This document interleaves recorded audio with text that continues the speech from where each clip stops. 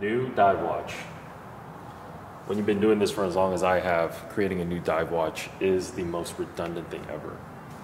But somehow it never gets old. We wanted to create something that you don't have to think twice about. A staple, an icon, something you can keep going back to. It's fundamental, dependable, classic, purposeful. In season 1, we established our first icon. Now, we're working on creating our next icon.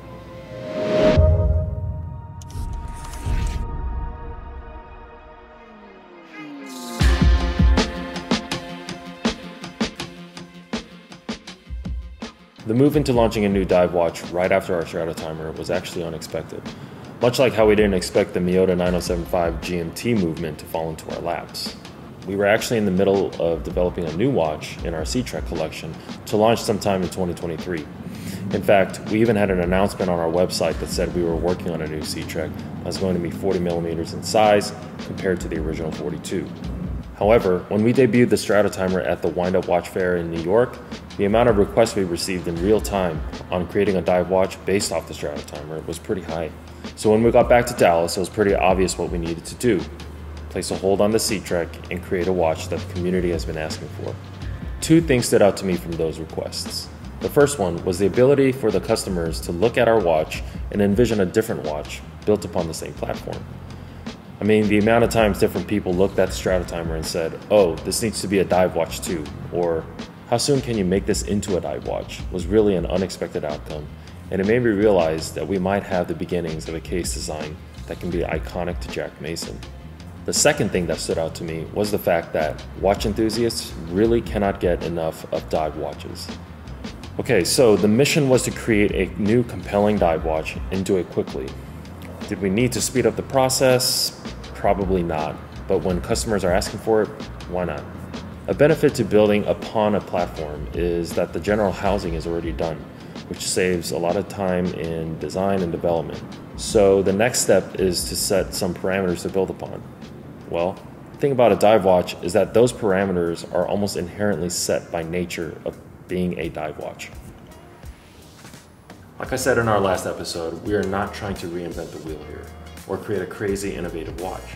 Our goal is to build upon our last watch and create our next icon, which has a responsibility in setting the foundation for future iterations where maybe there are some innovations that can come into play. This first version just needs to be robust, practical for everyday wear. Something that fits the lifestyle of today, but also performs like a legitimate dive watch. For starters, there are some obvious features that can't be missed in a dive watch. I've certainly spent a lot of time reading and listening to what the must-haves are in a dive watch coming from watch enthusiasts. To name a few: high water resistance, 200 meter works, but we'll bump it up to 300, 120 click bezel with a nice insert, probably ceramic, an on-the-fly glide lock bracelet clasp. Great thing about this is we already made one in the Strata timer, so we'll just carry that over. Aside from the obvious specs, some things that come to mind are: where and when are dive watches worn? Probably work and back, may see a swimming pool here and there on the weekends, but for the most part it just needs to flat out look good. Is it finished appropriately for everyday wear? Can it be worn by a corporate executive in a suit, but also be robust enough to be worn by someone out in the field?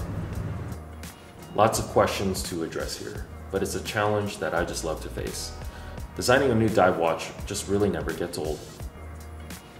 The difference this time around is that this entire project started with the customer's voice. This isn't just about creating an entirely new dive watch for the 800th time. It's about being connected with our community, understanding their needs and wants, and applying it to creating the building blocks to the start of a legacy. The exciting challenge will be to design something that has a visual language to it that can last for generations.